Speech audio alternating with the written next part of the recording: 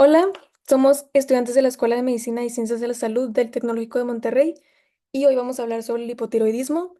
Nosotros somos Alessandra González Cavazos, Jimena Garza Villarreal, Marcela Martínez Celis González, Matías Torrico Román y Natalia María Cooper Urritia.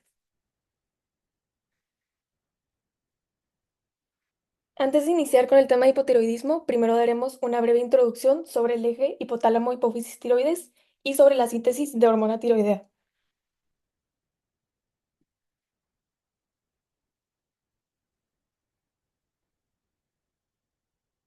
Este es el eje endocrino que regula la síntesis de hormonas tiroideas. Comienza en el hipotálamo, que secreta la hormona liberadora de tirotropina o TRH. Esta viaja hasta la hipófisis anterior o adenohipófisis, donde estimula la liberación de TSH, la hormona estimulante de la tiroides.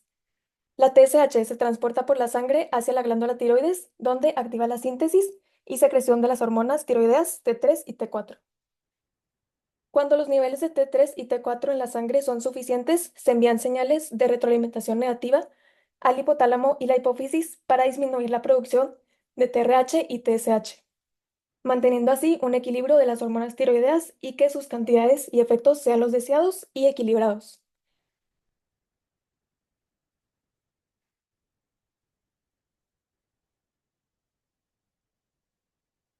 Aquí podemos ver de nuevo el eje, pero tenemos más información sobre las hormonas que lo componen. La TRH es un tripéptido y es sintetizada en las neuronas de los núcleos supraópticos y supraventricular del hipotálamo. De aquí, esta hormona viaja por el tallo hipoficiario a través del sistema venoso portal hipoficiario y llega a la adenohipófisis, donde estimula a las células que secretan TSH.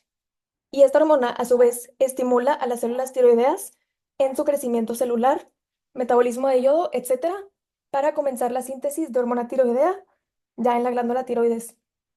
Y pues es recordar que el eje se regula por retroalimentación negativa de las hormonas tiroideas hacia el hipotálamo e hipófisis para reducir los niveles de TRH y TSH cuando ya hay suficiente hormona tiroidea y frenar su síntesis para evitar acumular más hormona tiroidea de la que nuestro cuerpo necesita.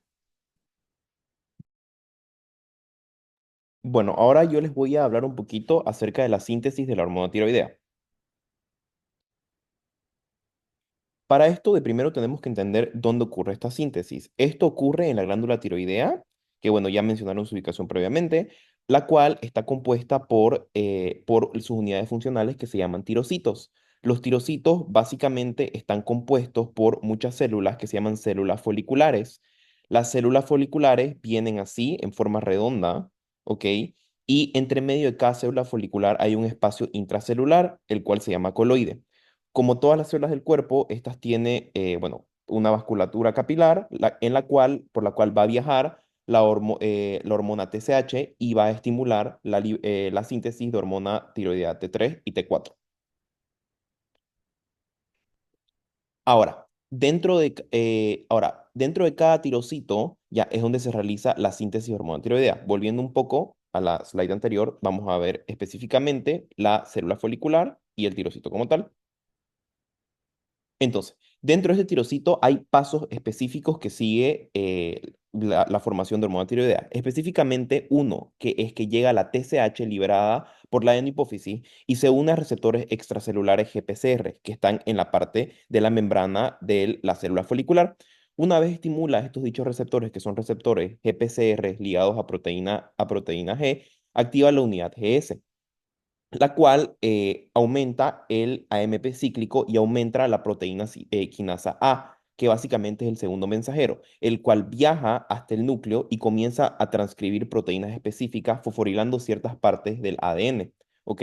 Posterior a toda esta transcripción de proteínas, el resultado final es que se sintetiza una proteína específica que se llama tiroglobulina, que básicamente es una cadena de aminoácidos formados por muchas tirosinas. Acá tenemos un ejemplo. Toda esta sería una tiroglobulina que está compuesta por muchas unidades de tirosinas pegadas entre sí. Esta tirosina luego se mete al aparato de Golgi, el cual es encargada de ponerle una vesícula, ya, y posterior a esto, llevarla hacia el coloide, que el coloide es el espacio intracelular. Nuevamente, volviendo a la slide anterior, aquí se sintetiza y lo lleva al coloide, que es este espacio intracelular, y luego lo libera ahí, o sea, ahí libera la tiroglobulina. Y bueno, La célula, mediante un cotransportador, introduce, que, bueno, aquí está el cotransportador, introduce yoduro, que básicamente el yoduro es la unidad de yodo que nosotros tenemos en el torrente sanguíneo. O sea, no lo tenemos yodo como tal, sino lo tenemos como yoduro. Viene de muchas fuentes alimenticias, como ser la sal o ciertas comidas específicas, y mete el yoduro dentro del espacio celular. Y mediante y luego, una vez entra aquí, bueno, una proteína que se llama pendrina encapsula el yodo dentro del espacio celular y estas vesículas contienen una enzima que se llama pendrina, perdón, contiene una enzima que se llama TPO, que es peroxidasa tiroidea, la cual transforma el yoduro, le quita un grupo y lo vuelve yodo. Ahora sí, el yodo por exocitosis vuelve a salir a el espacio coloide, en el mismo espacio donde está la tiroglobulina. ¿Ok? Luego, dentro del coloide, ya tenemos que la tiroglobulina, es decir, toda la cadena de puras tirosinas, ya, y el yodo son expulsadas en este mismo espacio que se llama coloide. Ahora, esto significa, y aquí en este mismo espacio tenemos la misma enzima que convirtió yoduro a yodo, que es la TPO, ¿ok? Esta enzima también tiene otra responsabilidad en la síntesis de hormona tiroidea muy importante que se llama yodación. Básicamente la yodación es que esta TPO, o sea, esta enzima, le pone un yoduro, bueno, le puede poner o un solo yodo o dos yodos a cada tirosina. Entonces, tenemos dos posibilidades, que la enzima TPO le ponga un solo yodo y forme un MIT, o le ponga dos yodos a una tirosina y forme un DIT. Entonces, aquí vamos, dentro del coloide se va a realizar la yodación, en la cual la tirosina, bueno, la tirosina, que son cada péptido de la proteína grande, que es la tiroglobulina, se pone los yodos.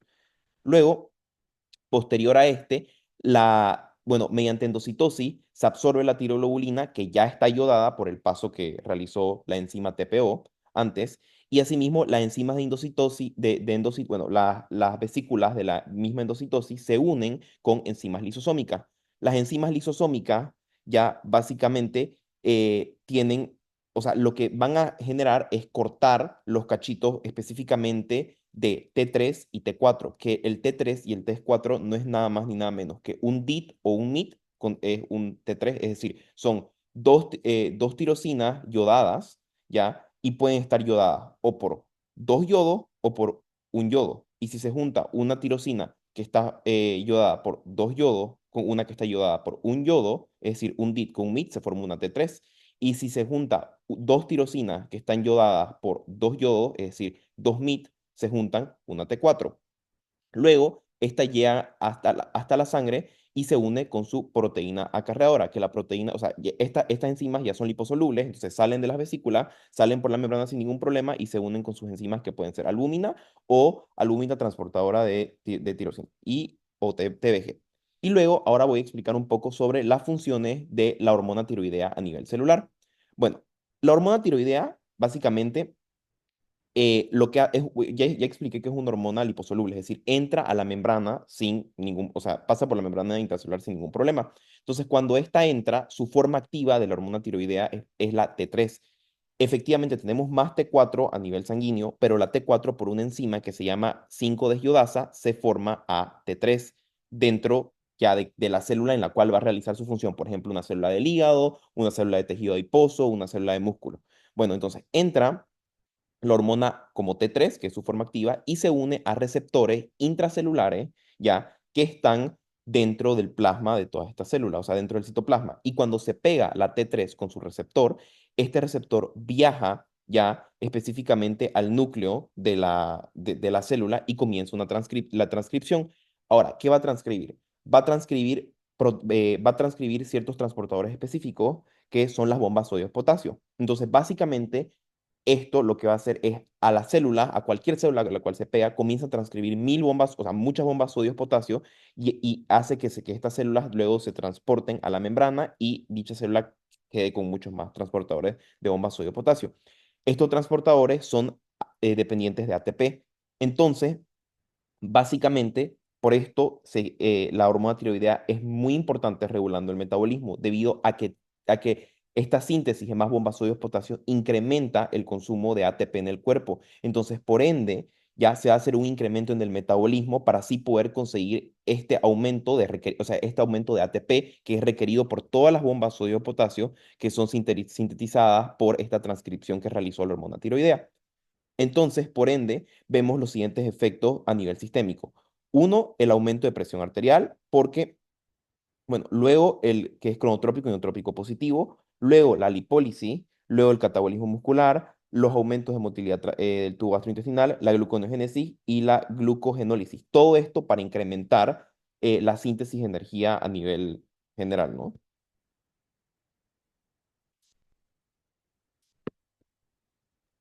Y ahora que ya sabemos en qué consiste el eje y la síntesis de las hormonas tiroideas, podemos hablar sobre el hipotiroidismo, que es cuando hay una baja cantidad de hormonas tiroideas. Podemos clasificar al hipotiroidismo en tres, y la diferencia entre estas tres sería de dónde proviene el problema. En el hipotiroidismo primario hay disfunción en la glándula tiroides, por lo que no produce suficiente hormona tiroidea, a pesar de correcta estimulación del eje. Por eso, TRH y TSH estarán altas, pero a pesar de esto no se va a poder producir hormona tiroidea, por lo que estarán bajas. En el hipotiroidismo secundario, la glándula tiroides funciona correctamente, pero hay función anómala en la hipófisis. La TRH estará alta porque igual el hipotálamo intenta compensar estimulando más a la hipófisis para que produzca más TSH. Pero como la anomalía está en la hipófisis, no se va a secretar TSH, por lo que tampoco habrá hormonas tiroideas debido a la falta de estimulación hacia la glándula tiroides. Y en el hipotiroidismo terciario, la glándula tiroides y la hipófisis funcionan correctamente, pero hay función anómala en el hipotálamo. Entonces se altera todo el eje debido a que no hay estimulación por parte de la TRH, por lo que va a estar baja, y debido a la falta de esta estimulación, también estarán bajas la TSH y las hormonas tiroideas.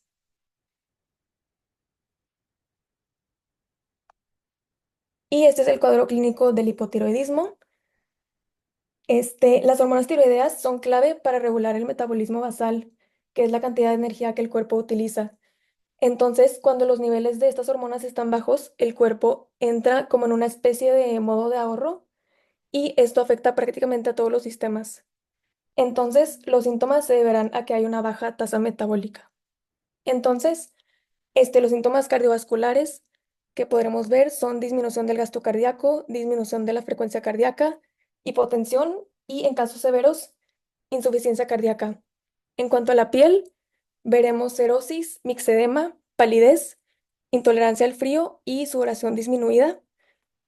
Los anexos veremos cabello seco y quebradizo, caída del cabello, uñas delgadas y quebradizas. En cuanto a los síntomas reproductivos, veremos anomalías del ciclo menstrual, infertilidad, disminución de la libido. Está muy asociado al síndrome de ovario poliquístico y galactorrea. El hipotiroidismo es más común en mujeres, pero aún así puede ocurrir en hombres. Y en cuanto a sus síntomas reproductivos, podríamos encontrar disfunción sexual, como reducción de la libido, disfunción eréctil y eyaculación disminuida, al igual que infertilidad y en algunos casos ginecomastia. La sintomatología respiratoria incluye disnea, ronquidos y apnea obstructiva del sueño, hipoventilación y susceptibilidad a infecciones. Los síntomas neuropsicológicos incluyen fatiga y letargo, alteraciones del sueño, ansiedad y depresión.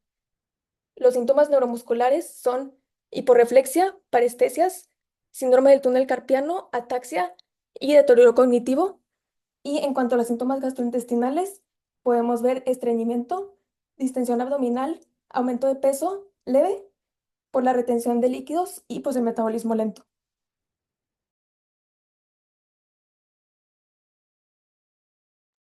En cuanto a la prevalencia del hipotiroidismo, el 1% representa el hipotiroidismo primario, siendo de 3 a 8% para hipotiroidismo subclínico. Este se vuelve 10 veces más frecuente en mujeres que en hombres y aumenta a un 7 a 10% en mayores de 60 años. Los factores de riesgo asociados al hipotiroidismo son ser mujer, ser mayor de 60 años, haber presentado bocio, tener enfermedades como artritis reumatoide, lupus o diabetes tipo 1, o síndromes como el síndrome de Turner o Sjögren, y tener antecedentes familiares de enfermedad de la tiroides.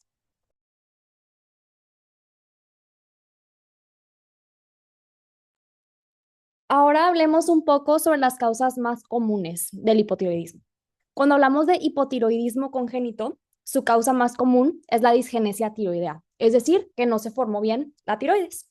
Y el 85% de los casos de hipotiroidismo congénito están asociados o a genesia, que es decir, no se formó para nada la glándula tiroides, ectopia, que es que se formó en un lugar que no es el correcto, o hipoplasia de la glándula.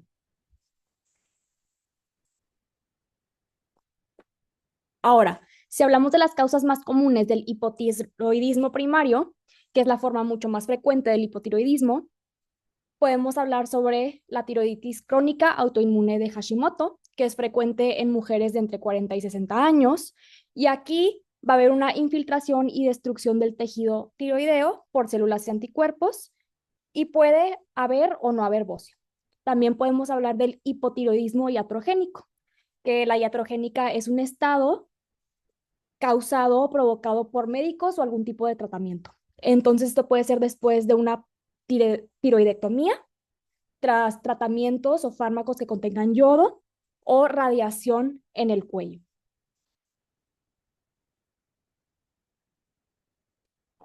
Otras causas comunes de hipotiroidismo primario son inducidas por yodo. Cuando hay una deficiencia de yodo, pues podemos tener un hipotiroidismo, pero también cuando hay un exceso podemos tener hipotiroidismo. Y también hay fármacos que van a hacer que no se puedan formar bien las hormonas tiroideas. Van a haber fármacos que pueden aumentar el metabolismo de las hormonas tiroideas, es decir, se metabolizan más rápido y no tienen su efecto. Hacen que no se pueden sintetizar las hormonas tiroideas, o algunas que por más que sí se esté produciendo la hormona tiroidea, no se pueda absorber bien.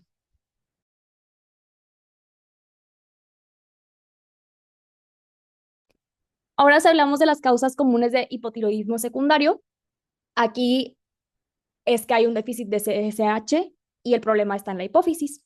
Y estos pueden ser por lesiones o tumores a la hipófisis, que la hipófisis esté agrandada, o una necrosis hipofisiaria después del parto.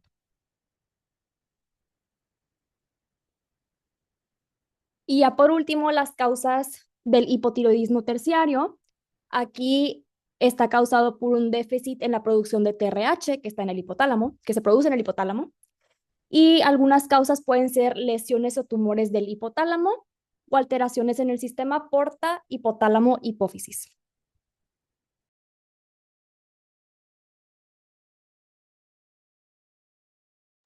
Ahora comparemos un poco las manifestaciones clínicas del hipotiroidismo contra las del hipertiroidismo. En el hipotiroidismo podemos ver un aumento de peso, mientras que en el hipertiroidismo pasa lo opuesto. Hay una pérdida rápida de peso. En el hipotiroidismo suele haber estreñimiento, mientras que en el hipertiroidismo hay muchísima más motilidad intestinal. En el hipotiroidismo suele haber bradicardia, mientras que en el hipertiroidismo hay una taquicardia y palpitaciones. Las personas con hipotiroidismo son intolerantes al frío, mientras que las personas con hipertiroidismo son intolerantes al calor. Las personas con hipotiroidismo pueden tener una piel y cabello seco, mientras que las personas con hipertiroidismo tienen una piel un poco más caliente y sudorosa. El hipotiroidismo se correlaciona con somnolencia, mientras que el hipertiroidismo hay mucha más energía y hay insomnio. El hipotiroidismo puede cruzar con parestesias, mientras que en el hipertiroidismo hay un temblor fino característico en los dedos de las manos. El hipertiroidismo puede haber enlentecimiento de funciones intelectuales, mientras que en el hipertiroidismo hay mucha más agitación y nerviosismo. Y una característica común en ambos es el letargo, que es el cansancio. Ahora vamos a hablar un poco sobre el diagnóstico de hipotiroidismo. El diagnóstico se hace principalmente por la medición de los niveles de TSH o hormona estimulante de la tiroides y por la T4 libre, pero vamos a ver las que se representan de diferente forma, depende del tipo de hipotiroidismo que hablamos. Entonces, si estamos hablando de un hipotiroidismo primario, vamos a encontrar que la TSH está alta, la T4 libre, y también vamos a pedir estudios de anticuerpos tiroideos. ¿Por qué? Porque esto nos puede indicar si tenemos algún tipo de tiroiditis de Hashimoto por la presencia, por ejemplo, de TPO o de otros tipos de anticuerpos para la tiroides. Luego tenemos que en el diagnóstico de hipotiroidismo primario se puede acompañar por estudios de imágenes como son el ultrasonido tiroideo, que lo que nos va a ayudar es a detectar anomalías estructurales como nódulos, bocio o tiroiditis autoinmune que solo nos van a señalar más o nos van a confirmar el diagnóstico de hipotiroidismo primario. En cuanto al hipotiroidismo secundario, vamos a encontrar los mismos laboratorios, pero van a estar alterados de una manera diferente. Vamos a tener la TSH baja, la T4 libre baja, y también se pueden medir otras hormonas hipofisiarias como es la ACTH, el cortisol, la FSH y la LH. ¿Por qué? Porque nos van a ayudar a evaluar la función hipofisiaria.